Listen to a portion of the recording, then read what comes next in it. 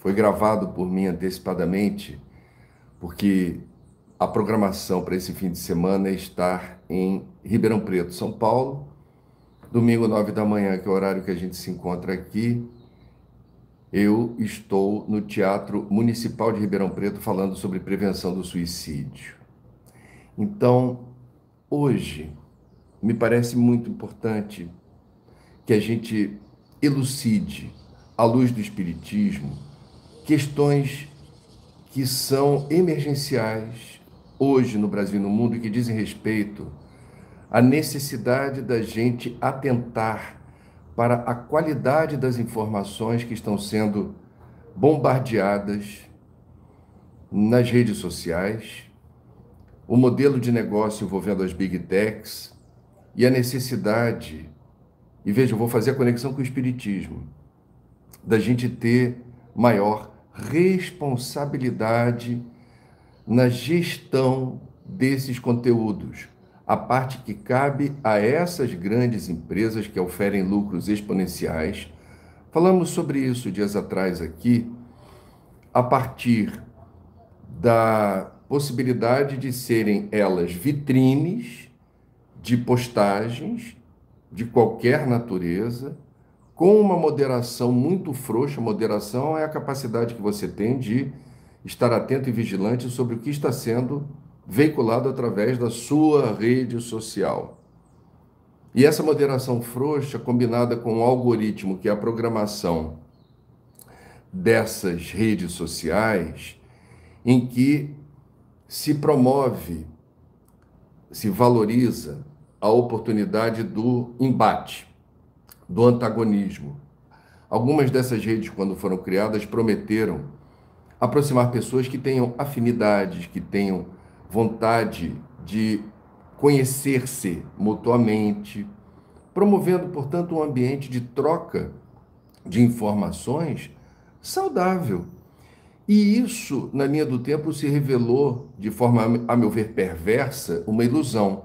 O embate gera engajamento, as pessoas aparentemente gostam de testemunhar brigas, trocas de farpas, acusações, né? Futricas. Isso vai gerando muitos likes e curtidas e, obviamente, é do interesse de quem faz a gestão dessas Big Techs que seja assim, porque engajamento é a palavra-chave para maior visibilidade. E maior visibilidade é a chave do negócio, porque atrai publicidade. Então, vejam, quanto maior o ambiente tóxico desses embates virtuais, maior o engajamento e maior o lucro. Já falei sobre isso aqui, eu estou só recapitulando para quem não viu eu falar no Papo das 9 sobre os bastidores desses negócios, que o Brasil, essa semana, me chamou muita atenção. Eu vou falar de espiritismo, já, estou fazendo o preâmbulo. Teve a chance no Congresso de votar um projeto de lei que tinha, sim, a pretensão de regular as redes sociais. Houve uma falácia confundindo liberdade de expressão com liberdade de agressão, colou-se na lei o adesivo de censura e uma estranhíssima associação que me chamou muita atenção entre essas empresas, as Big Techs, políticos extremistas e algumas lideranças religiosas radicalizadas, do segmento principalmente neopentecostal. Por quê? As Big Techs, eu já disse, entraram em campo para fazer uma propaganda violentíssima, usaram todo o poder de fogo que elas têm para bombardear o projeto e dizer: a internet vai ficar pior com esse projeto. Na verdade, o que ia ficar pior é a margem de lucro exorbitante delas não tendo moderação eficiente, na minha opinião. Os políticos extremistas, porque construíram e vêm construindo a carreira de forma extremamente lamentável, calcada nessas agressões virtuais destemperadas e principalmente na avalanche de fake news que vem a ser, não mentira. As pessoas costumam falar que fake news é mentira. Não. Fake news é o ato deliberado de veicular algo que sabe-se falso, ludibriando a sociedade, Fake news é gravíssimo. E o time da fake news gosta de entrar em campo com muita agressividade, muita presença, pagando as big techs para impulsionar mensagens em tempos de campanha política, né? Então, esses políticos extremistas têm seus interesses, a meu ver, escusos, de não quererem ter qualquer tipo de moderação que venha a atrapalhar esse projeto político calcado na infâmia, por vezes, sabe? Na deslealdade explícita e numa forma nada ética de comunicar o que você entende que precisa ser feito enquanto político e em qual direção. Por último, mas não menos importante, consorciado com as big techs e com os políticos extremistas, lideranças religiosas autodenominadas cristãs do segmento notadamente neopentecostal que temem que a moderação mais rígida nas redes sociais possa implicar em algum tipo de apagamento, veto, banimento de mensagens que algumas igrejas veiculam sem pudor, de forma extremamente hostil, contra outras tradições religiosas, outras correntes de fé. Elas não querem claramente ser alvo de qualquer tipo de questionamento em mensagens de ódio e intolerância voltadas para outras correntes de fé, as quais essas igrejas se sentem à vontade para bombardear. E também não se sentem à vontade, em havendo uma moderação mais rígida, de perceberem um discurso supostamente teológico contra a orientação sexual distinta da heterossexualidade, ou seja, o bombardeio, a crítica feroz à comunidade LGBTQIA+. E aí temos nas redes sociais a possibilidade de isso ser entendido como deve ser, um discurso de intolerância, pregando preconceito e ódio. E aí esse, eu diria, discurso teológico fortemente fundamentado nessa linha, nessa visão, poderia ser ameaçado numa regulação mais forte. Essa regulação, gente, ela tem, eu acho isso tão óbvio, mas a gente não pode querer que todo mundo pense igual. Mas quem defende a regulação das mídias está percebendo, eu sou da área da comunicação, eu tenho lugar de fala sobre isso, está percebendo com muita clareza o quê? Está percebendo que sem regulação mais rígida, as big techs, as redes sociais, as empresas da área da provedores de conteúdo e da comunicação virtual estão sendo vitrine de mensagens que fazem apologia do nazismo e de Hitler, faz apologia do fascismo, regimes totalitários que pregam a intolerância e têm uma visão monolítica da realidade, o que não for de acordo com o meu pensamento não pode existir, do racismo explícito, da pedofilia, apologia ao suicídio, à exaltação de criminosos que promovem massacres, são endeusados, são idolatrados. Quem acha que as coisas estão bem como estão, está ignorando o veneno destilado todo santo dia, 24 horas por dia, que acessa bilhões de pessoas no nosso país, uma comunidade numerosa de milhões de brasileiros, que estão expostos a isso, sem que haja qualquer possibilidade de intervenção. Ah, André, mas já tem legislação competente sobre isso. Ah, André, mas nós temos já a delegacia de crimes virtuais. Ora, meu Deus, quantos grãos de areia tem numa praia? Você já foi à praia? Próxima vez que você for à praia, experimenta contar quantos grãos de areia tem na praia, depois me conta. Eu ficaria surpreendido se você conseguisse contar quantos grãos de areia tem na praia, como ficaria surpreendido se bastasse ter legislação competente ou delegacia contra crimes virtuais capaz de dar conta dessa avalanche de mensagens que fazem apologia de todos esses descalabros e excrescências ou promovem fake news. Bom, vamos chegar então no espiritismo. Essa semana, essa conjugação das big techs, políticos extremistas e lideranças religiosas desse matiz derrubaram a tramitação do projeto. Ele estava para ser votado em plenário e optou-se por não votar porque não havia segurança de que seria aprovado. E eu não estou aqui defendendo o projeto na íntegra como ele está lá. O Congresso pode melhorá-lo, pode ajustá-lo, pode fazer mudanças. Ignorar a urgência de votar essa questão me deixou extremamente preocupado. E agora eu vou fazer nesse domingo, do Papo das 9 especial de hoje, o recorte. O recorte. Com o espiritismo. Que é cristão.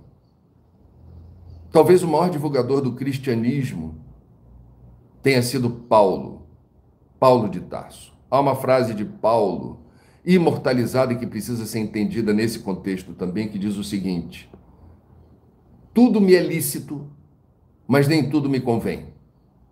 Algumas pessoas preferem recitar esse trecho de uma carta de Paulo, se não me engano, aos Coríntios, dizendo: tudo posso, mas nem tudo me convém. Então, essa história da liberdade, salve, salve, né?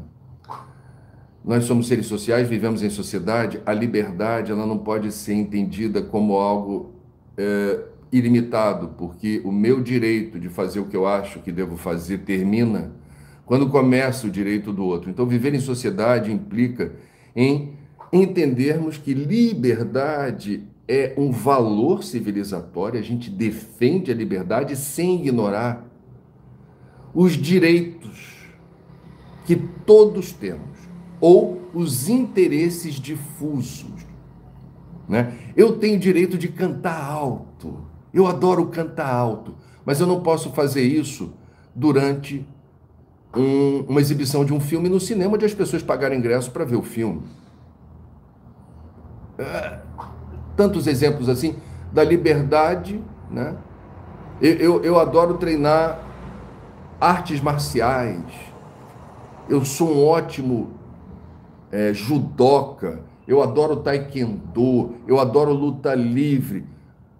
E aí você diz assim: eu adoro bater em pessoas, eu treino para isso todo dia. Faz uma visão deturpada e equivocada da beleza que é o conceito das artes marciais e da necessidade da gente entender que o princípio dessas lutas é a defesa pessoal. É a defesa. E aí, por aí a gente vê, tem gente que se esmera na arte de lutar e desconta isso nos outros da forma mais covarde e criminosa que existe. Então, a liberdade de eu ser um lutador e de adorar a arte marcial na qual eu me formei não me dá o direito de sair esbofeteando, estrangulando, batendo nos outros, como eu aprendi na academia. Então, mais uma vez, tudo posso, mas nem tudo me convém. Viver em sociedade significa respeitar direitos coletivos. Liberdade de expressão não é liberdade de agressão. Quem vive em sociedade precisa entender que quando você promove, né, o espalhamento de mentiras deliberadas, pelo Código Penal, isso é crime. Se é crime no mundo real, tem que ser crime no mundo virtual. Essa história de você dizer, mas isso daí é quando é de verdade. Numa rede social é outra história. Não, não é outra história. As regras de convivência devem ser as mesmas. Esse é o ponto. Bom, então, vamos falar de espiritismo. Há uma mensagem psicografada por Francisco Cândido Xavier, no livro Fonte Viva, a obra ditada por Emmanuel, que inspirou o livro A Força do Um, a última obra minha, foi inspirada, esse livro aqui, numa mensagem desse livro aqui. A mensagem, ela foi inspirada a partir, a mensagem psicografada por Chico, de autoria de Emmanuel, foi inspirada a partir de um trecho de uma carta de Paulo aos Coríntios. Não sabeis que um pouco de fermento leveda a massa toda? Gente, o que eu vou dizer aqui sobre essa mensagem tem rigorosamente, na minha opinião, tudo a ver com o debate sobre o desafio civilizatório que hoje experimentamos de entender as responsabilidades comuns. Esse livro é de 1956, 10 anos antes de eu reencarnar. A mensagem 161 chama-se No Esforço Comum. Não é no esforço individual, no esforço comum a todos nós. E o trechinho que inspira Emmanuel a fazer essa digressão foi retirado da carta de Paulo aos Coríntios, que num trecho diz: não sabeis que um pouco de fermento leveda a massa toda? Vamos fazer aqui uma transposição desse trechinho para o assunto redes sociais. Todos nós temos o poder, com pouco, uma postagem, replicar uma mensagem de ódio ou intolerância, postar uma imagem, foto que seja, reproduzindo uma violência extrema. Nós temos o poder de determinar uma outra configuração da massa. Um pouco de fermento leveda a massa toda. O espírito dessa mensagem, me parece, está profundamente enraizado na perspectiva de que cada um de nós tem um enorme poder e que ignora esse poder de influenciar para o bem ou para o mal o meio em que estamos inseridos. Seja este meio a realidade sensorial do mundo real, seja este meio o mundo virtual, das comunidades virtuais. Vamos à mensagem. Começa Emmanuel. Não nos esqueçamos de que nossos pensamentos, palavras, atitudes e ações constituem moldes mentais para os que nos acompanham. Esse livro é de 1956. Vocês sabem que a forma como as redes sociais estão estruturadas debilitou a saúde mental, especialmente de jovens, de adolescentes e de crianças. Isso está na literatura médica, no campo da psiquiatria e da psicologia. Então, mais uma vez, ratificando na abertura da mensagem de Emmanuel, não nos esqueçamos de que nossos pensamentos, palavras, atitudes e ações constituem moldes mentais para os que nos acompanham. Nós temos o poder de influenciarmos uns aos outros. Isso no mundo real, isso no mundo virtual. Segue Emmanuel. Cada dia, por nossa vez, sofremos a influência alheia na construção do próprio destino. A recorrência com que você acessa redes sociais vai determinando padrões comportamentais, modos de pensar e de sentir. Não sou eu quem está dizendo isso. Vasta literatura. Nós temos uma vasta produção de conhecimento de pessoas ligadas à área da saúde mental, que mostram a maneira com que você se relaciona com outras pessoas numa rede social pode ser algo eventualmente saudável, dependendo de como você opera esse sistema no seu dia a dia. Ou pode ser algo extremamente arriscado para a sua resiliência psíquica e emocional. Sigamos. Diz Emmanuel, através de Chico Xavier. E, como recebemos, conforme atraímos e colhemos, segundo plantamos, é imprescindível saibamos fornecer o melhor de nós, a fim de que os outros nos proporcionem o melhor de si mesmos. Emmanuel está falando aqui dessa retroalimentação que explica por que, do ponto de vista espírita, a evolução não é algo que se resolva bem quando a gente pensa individualmente o tempo todo. A evolução, que é mérito, é pessoal, intransferível, depende dessa retroalimentação. Você evolui em perspectiva. A gente vai medindo evolução a partir do retorno, do feedback que outras pessoas nos dão. Quando acertamos, nós temos esse retorno do acerto, isso nos estimula, isso é nutriente. Quando erramos, nós temos esse retorno dos outros de que nós erramos e temos melhores condições de repensar o que estamos fazendo, o que estamos falando. Os outros são fundamentais. Evoluir significa transitar no meio dos outros o tempo todo. Evolução se escora nas escolhas que fazemos no dia a dia. Essas escolhas são profundamente influenciadas por aquilo que os outros fazem chegar a nós. Se eu perguntar para você, olhe no retrovisor da sua história, você é capaz de dizer quem lhe serviu de exemplo?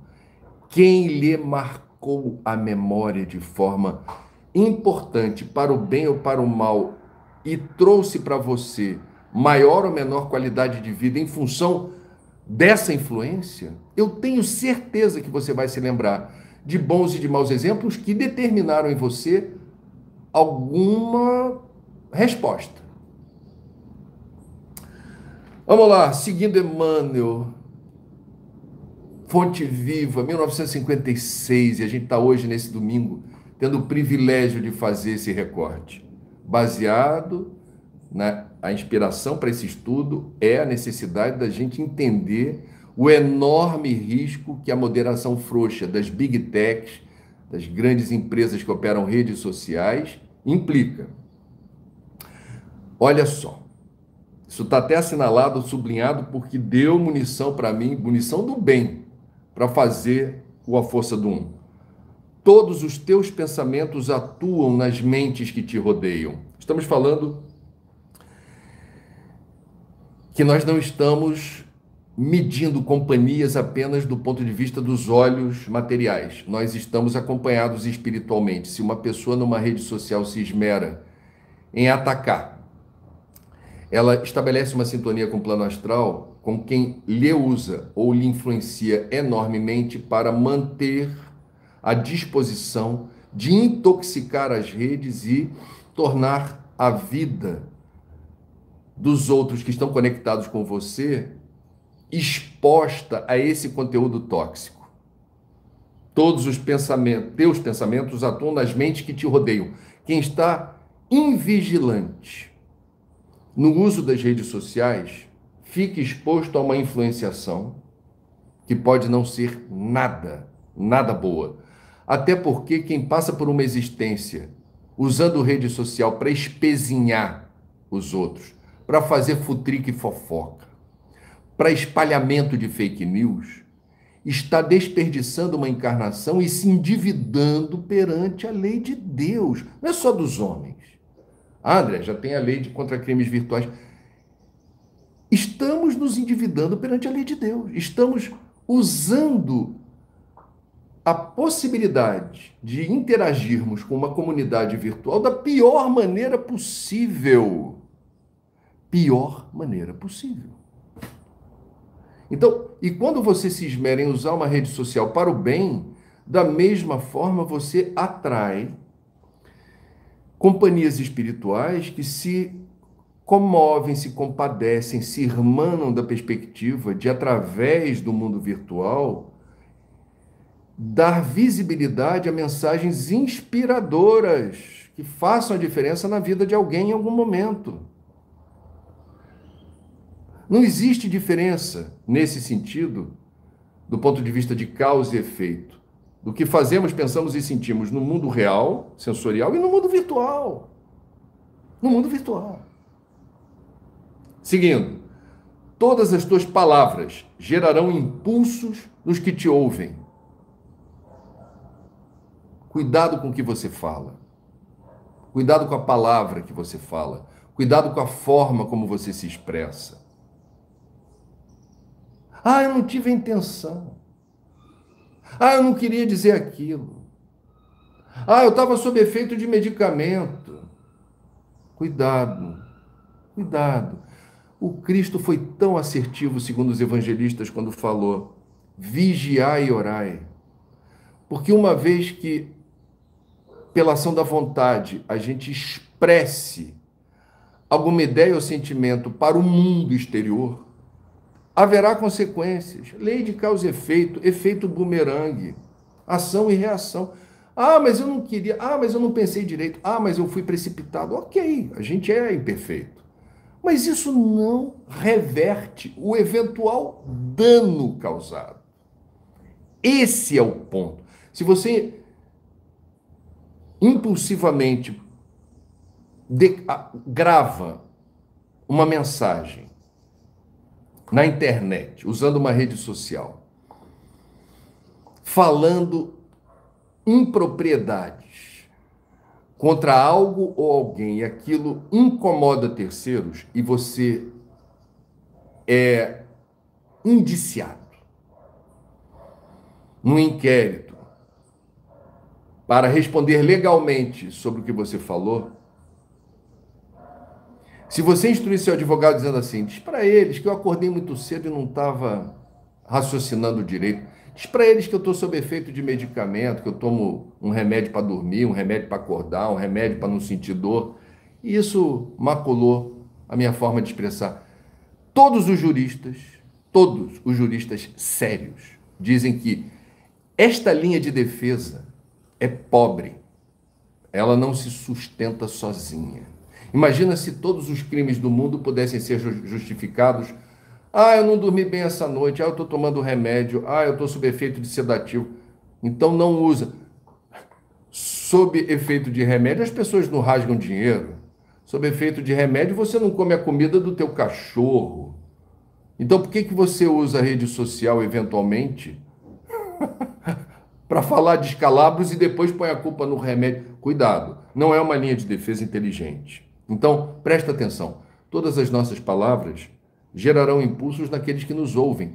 Por isso que as redes sociais precisam ser parte da solução. Elas são as vitrines. Elas não podem estar omissas em relação aos conteúdos que veiculam.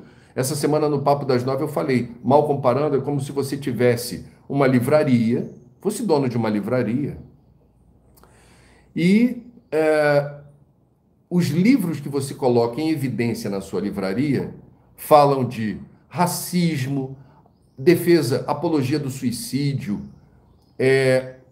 pedofilia, mostrando fotos, imagens, cenas deploráveis, né? E alguém entra na livraria, fica horrorizado e diz assim: você enlouqueceu? O que é isso aqui? Por que você está usando a livraria para fazer a divulgação disso tudo? Que negócio horroroso é esse? E o dono da livraria diz assim: eu não sou o autor de nada disso. Eu apenas ofereço espaço. Isso está de acordo com meus termos de uso. Liberdade de expressão. Guardadas as proporções, é disso de que se trata. A gente está falando. Quem veicula o meio de divulgação tem responsabilidades? Sim, senhor. É evidente que tem. Sigamos. Mensagem 161 do livro Fonte Viva, autoria de Emmanuel, pela psicografia de Francisco Cândido Xavier. Todas as tuas frases escritas gerarão imagens nos que te leem.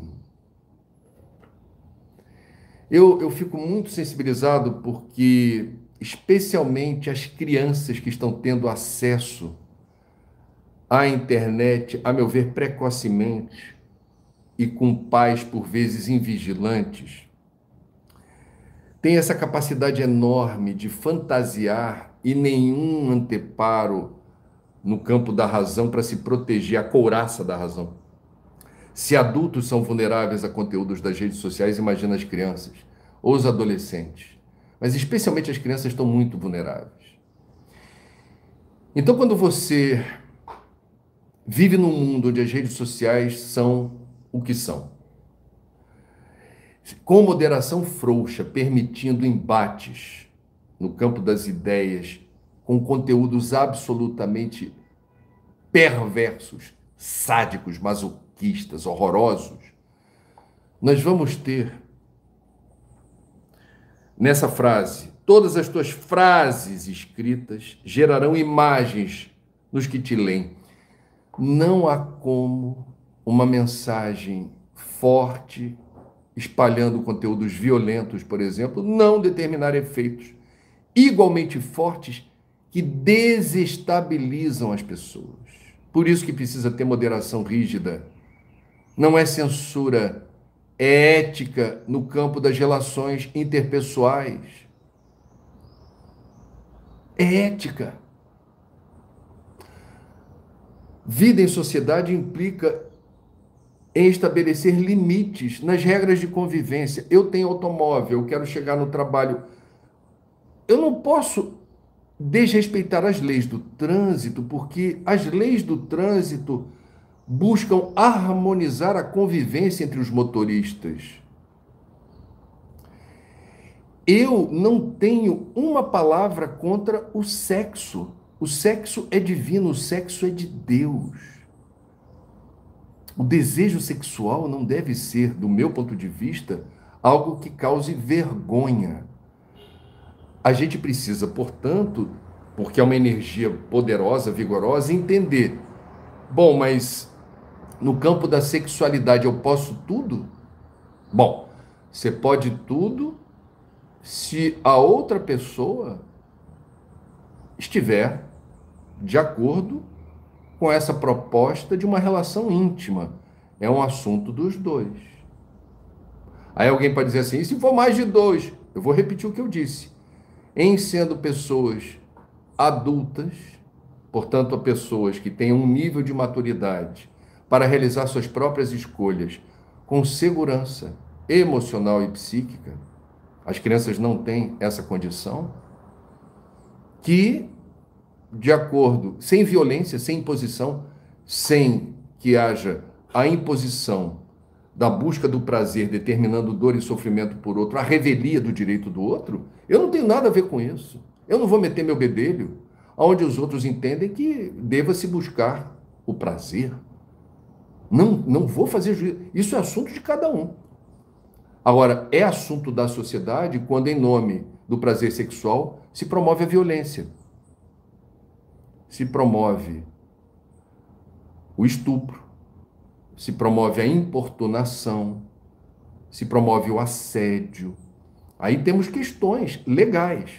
Vocês veem, a gente precisa estabelecer essas diferenças. Para mim é um tanto óbvio, repito, mas ninguém precisa pensar igual. Segue Emmanuel aqui pela psicografia de Chico. Todos os teus atos são modelos vivos, influenciando os que te cercam. Então se liga. Quem reencarnou, quem está nesse planeta, se você não é reencarnacionista, esquece. Você está aqui, né? Muito bem. Qual é o fato que Emmanuel está trazendo? Todos nós somos modelos vivos influenciando quem nos cerca. Eu já falei aqui um exemplo que para mim é muito interessante, porque é um ato banal e errado de uma pessoa eventualmente jogar um papel amassado no chão da calçada, né? Na rua. Pum! Jogou.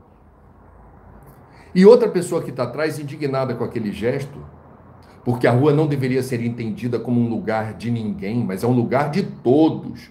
Então a gente tem que cuidar do patrimônio público, porque se é público, é para ser usufruído por todos nós. Você não vai emporcalhar um lugar que é de todos.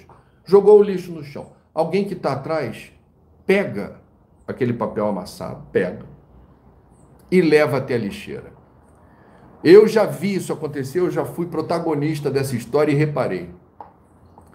Quem está à volta e vê que você está pegando um lixo que não é teu, na calçada, e leva para a lixeira, olha, não fala nada, mas olha, observa, numa fração de segundos fica intrigado. Por que essa pessoa parou de andar, se curvou e pegou um lixo que não é dela para colocar na lixeira? Fica o exemplo, é a atitude do que é certo, do que é ético. Nada é mais arrebatador do que a atitude. A pedagogia do exemplo. Eu já contei que essa história aconteceu de fato e foi muito surpreendente.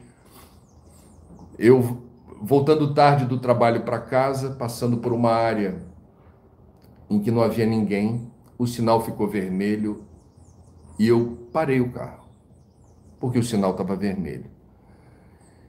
Uma pessoa que estava atrás de mim estava em alta velocidade e ela poderia ter me ultrapassado e seguido, né? Com o sinal fechado, dizendo assim: parou porque quis, eu vou embora, que não tem ninguém aqui para pegar no meu pé. Essa pessoa deu uma freada, sabe aquela de cantar pneu, parou do meu lado, eu fiquei até assustado assim, falei: o que houve? Alguém conhecido? Não. Mas era um motorista que olhou para mim e eu percebi que ele olhou chateado, ele olhou raivoso. Eu estranhei aquilo, falei: o que está acontecendo aqui? Qual foi a minha explicação minutos depois para o que houve? Esse motorista estava pronto para ultrapassar o sinal vermelho.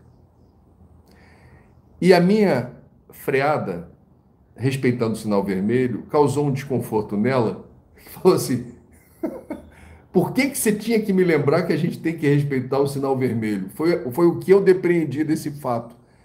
Tem gente que não consegue dar vazão a um ímpeto de desrespeito às regras de convivência quando o outro respeita.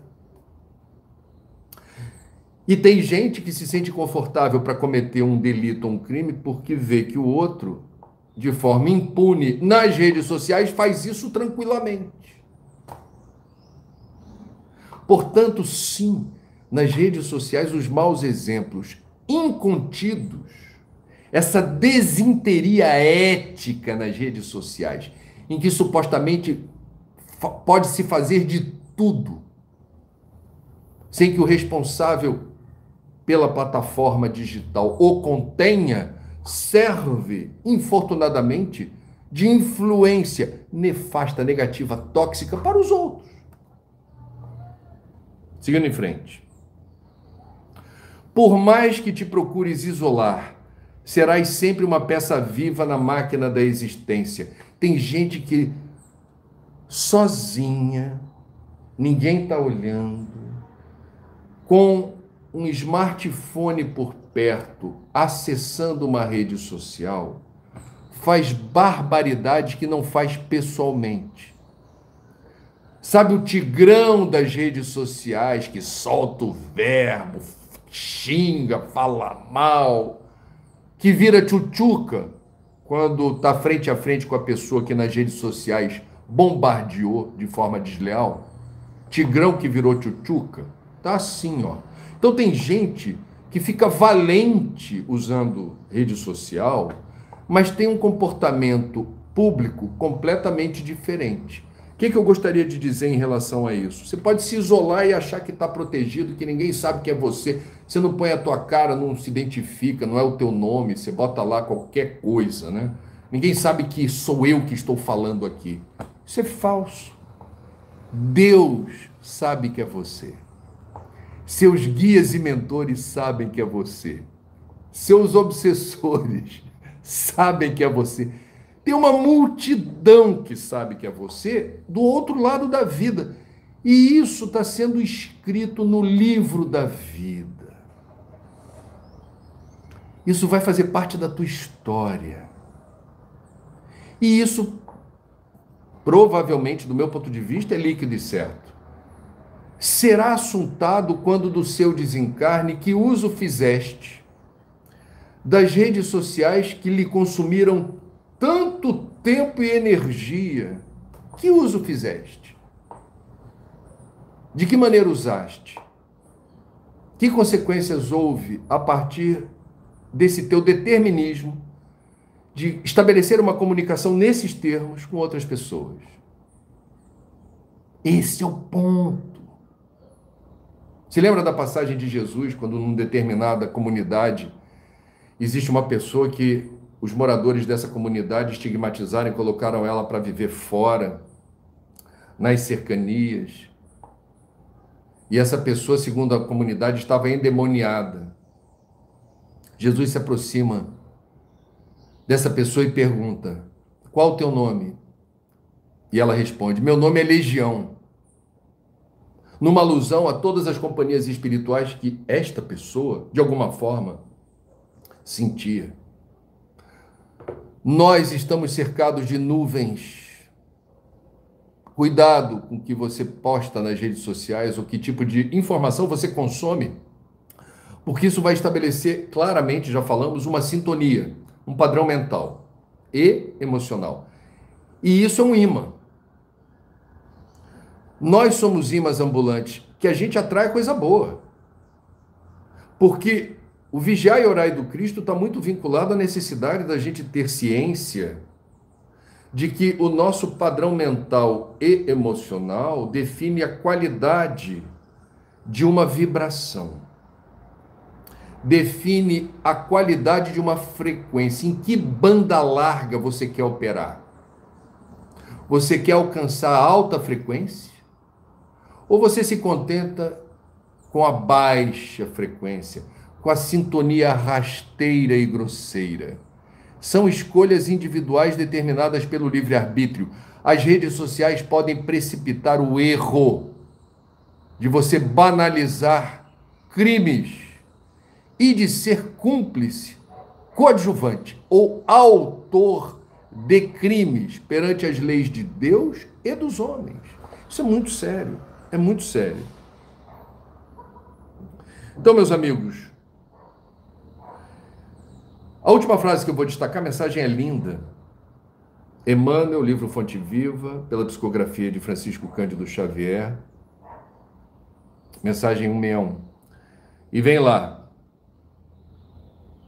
Nossa vida em qualquer setor de luta é uma grande oficina de moldagem, ou seja, tudo na existência é aprendizado para nós e para os outros, pelo processo de retroalimentação. Nós nos auto-influenciamos o tempo todo.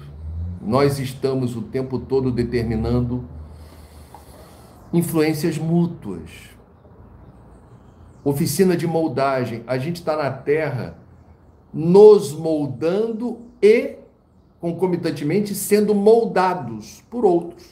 Que outros? Aqueles com os quais nos afinizamos, nos aproximamos por laços de afinidade, para o bem ou para o mal. Há aí um trabalho que está sendo feito. Isso é muito evidente. Na área da sociologia, né? É disso que se trata. O estudo da sociologia é o estudo exatamente dos fenômenos sociais. Um dos pais da sociologia, o Durkheim, foi contemporâneo de Kardec, na segunda metade do século XIX. E Durkheim escreveu um livro sobre suicídio. E Durkheim, um dos pais da sociologia, no livro sobre suicídio, fala de como o meio em que a gente está inserido pode determinar a ideação suicida. Ele falou isso no século XIX. 2 anos atrás, eu entrevistei os pais de uma menina de 16 anos que havia cometido suicídio. Essa investigação, porque é um caso que precisa ser registrado na polícia, o delegado entrou em campo, os investigadores, para entender por que essa menina se matou. Protocolarmente tem que investigar a família para saber se houve algum ambiente tóxico, hostil dentro de casa. O delegado ficou muito comovido, que só percebeu amor. Todos os testemunhos de vizinhos, de amigos, falando, essa família era a melhor família que essa menina podia ter. E era um mistério, por que ela resolveu subtrair a própria vida. Eu vou encurtar a história. Essa menina, ela tinha um grupo de amigos na escola, aproximadamente 6 amigas, principalmente, que disseram à polícia que ela havia levado um fora de um namoradinho e no TikTok, numa página do TikTok, que alguns adolescentes estavam consumindo as informações dali, fazia-se apologia do suicídio como solução. Resolva seus problemas, não fique perdendo seu tempo com dor e sofrimento, resolve logo isso. Era eu acessei essa página, eu vi, é algo assustador. É apologia do suicídio, que é crime, mas o TikTok, ó, surfando na onda, tudo bem, isso aí, liberdade de expressão, sabe? É disso que estamos falando, senhoras e senhores. Tudo posso, mas nem tudo me convém. Liberdade de expressão não é liberdade de agressão. Tenhamos consciência do absurdo que é o Brasil não ter conseguido, esta semana que passou, votado no Congresso um projeto de lei que procurava justamente estabelecer regras de regulação, sem prejuízo da liberdade de expressão, mas replicando nas redes sociais aquilo que vale no mundo real. É algo tão sensato. E eu comecei o Papo das 9 dizendo aqui o que me parece ser um tanto óbvio. Esse projeto não teve força no parlamento para ser votado graças ao consórcio, à união das big techs poderosas, ricas, influentes por natureza, políticos extremistas radicalizados que fazem apologia do preconceito e da intolerância para cacifar-se eleitoralmente, e lideranças supostamente religiosas de denominações cristãs radicalizadas que têm um discurso pronto, que vem sendo usado nas redes sociais de ódio e intolerância, ou contra outras religiões, ou contra a comunidade LGBTQIA+. Fica ligado, presta atenção. É o mundo que você vive, é o mundo que eu vivo, é o nosso tempo, é o presente, que está determinando um ambiente extremamente tóxico e nefasto de convivência com consequências na área da saúde mental. Eu não consigo imaginar solução para o projeto humano enquanto tantas pessoas estiverem hipnotizadas pela internet, usando rede social sem moderação adequada. Onde é que isso vai dar? Já está dando ruim, já não está legal. É evidente que não está legal. E tem gente ganhando dinheiro, lucrando de forma exorbitante com essa inversão de valores, atropelando direitos, determinando de forma assintosa a depredação da vida em sociedade. Eu compartilhei hoje aqui opiniões, não sou dono da verdade, procurei escorar parte das minhas opiniões com princípios que são caros àqueles que se dizem espíritas cristãos. Mas não é preciso ser espírita nem cristão para entender, do meu ponto de vista, a lógica, o bom senso, a racionalidade do que está sendo proposto, e todo projeto pode ser melhorado, todo projeto pode ser lapidado, ele pode ser revisto. O que é um absurdo é tirar o projeto de pauta e dizer assim, não vai ter nada de novo, deixa como está isso daí. Não está legal não, gente.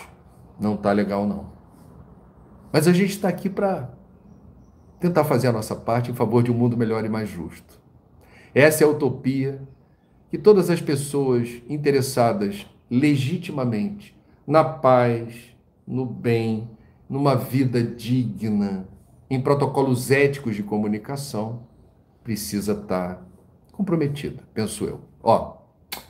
Ótimo domingo, força, coragem e fé. Papo das 9 de hoje, para quem pegou do meio para frente, está sendo gravado, porque neste domingo estou em Ribeirão Preto, neste horário, no Teatro Municipal de Ribeirão Preto, São Paulo, fazendo uma palestra sobre prevenção do suicídio. Tudo de bom, fiquem com Deus, até a próxima.